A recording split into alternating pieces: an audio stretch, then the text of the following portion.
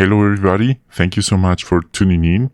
In this video, we're considering Lesson 20 for the Congregation Bible Study week of September 22nd to 28th, 2025. And this one is entitled The Next 6 Plagues.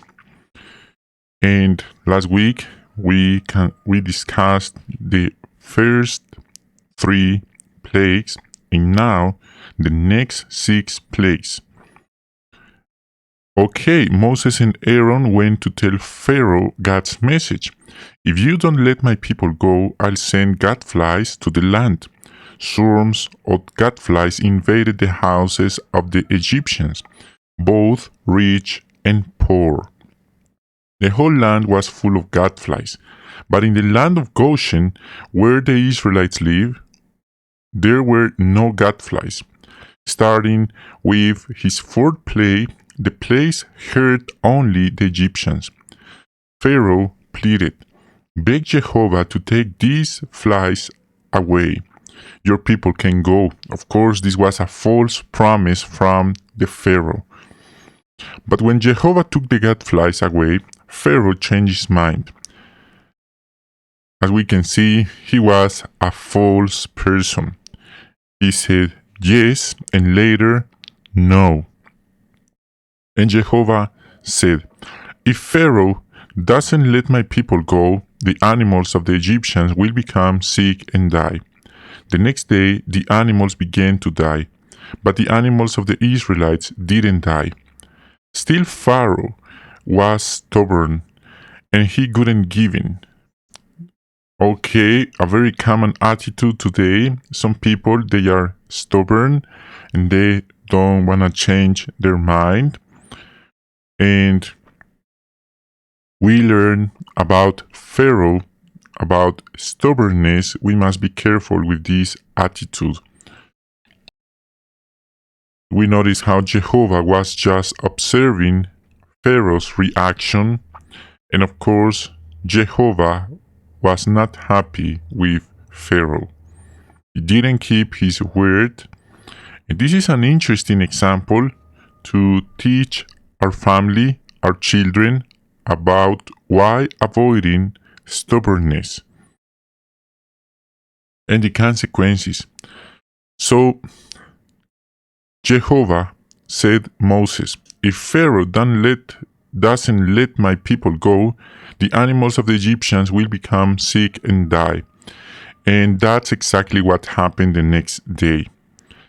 But guess what? The animals of the Israelites didn't die. Still, Pharaoh was stubborn and didn't change his mind. Then the next one, Jehovah said Moses to go back to Pharaoh and throw ashes into the air. The ashes became dust that filled the air and settled on all the Egyptians. The dust caused painful sores to break out on all the Egyptians and their animals. Even so, Pharaoh refused to let the Israelites go. Jehovah sent Moses back to Pharaoh with his message, "Are you still refusing to send my people away? Tomorrow, hail will rain down on the land." And that's exactly what happened. Thunder, and of course, God sent hail, thunder, and fire. It was the worst storm Egypt had ever seen. All the trees and crops were ruined, but not those in Goshen. Pharaoh said, "Beg your God to make this stop, then you can go." Of course, this was a false promise. But as soon as the hail and the rain stopped, Pharaoh changed his mind. Then Moses said, "Now locusts will eat any plants that were left over from the hailstorm." Millions of locusts ate up everything that was left in the fields and on the trees. Pharaoh pleaded, "Beg Jehovah to send these locusts away." But even after Jehovah stopped the locusts, Pharaoh was still stubborn. So he was, with this pattern, he said yes and then no. He was not loyal, he didn't keep his word, and Jehovah was observing. Now the thing is, his stubbornness was affecting not just his life, but the entire nation of Egypt, just because he didn't keep his word. So again, we could use this example to teach our children about why avoiding stubbornness. On the other hand, we observe how Jehovah is in control of anything, everything, nature, the animals, the light, and the darkness. He's in control of anything, everything. On the other hand, we observe how Jehovah is caring for his people.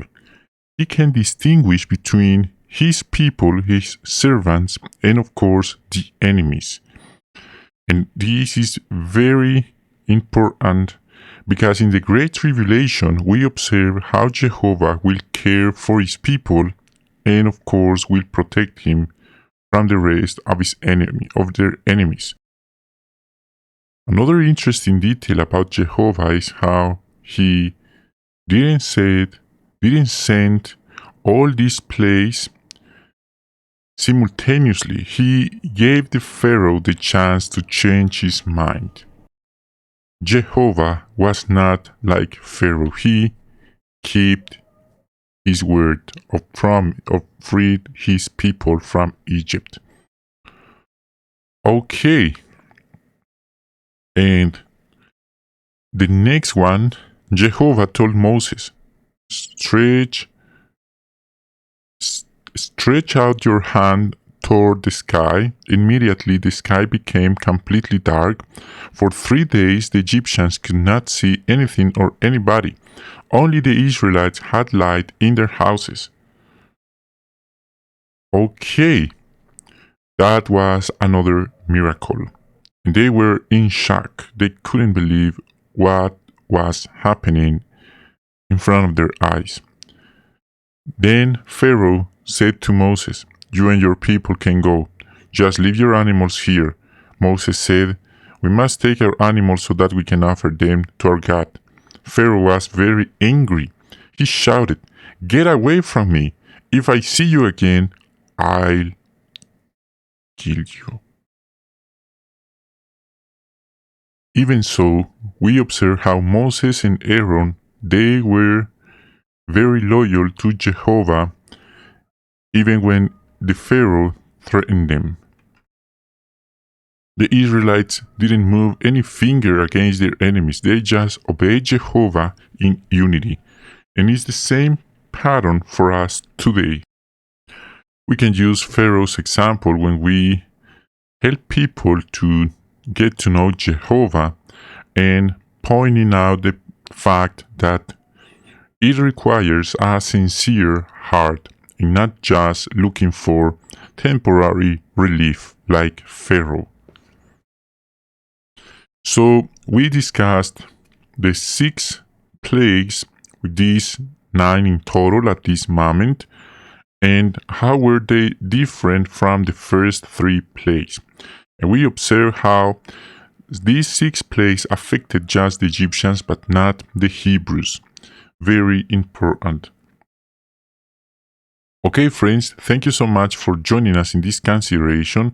We hope you have a wonderful day and you'd be able to participate in your midweek meeting and, of course, in the congregation Bible study through your comments and through your points from this lesson. We hope to see you in our next video. Bye for now.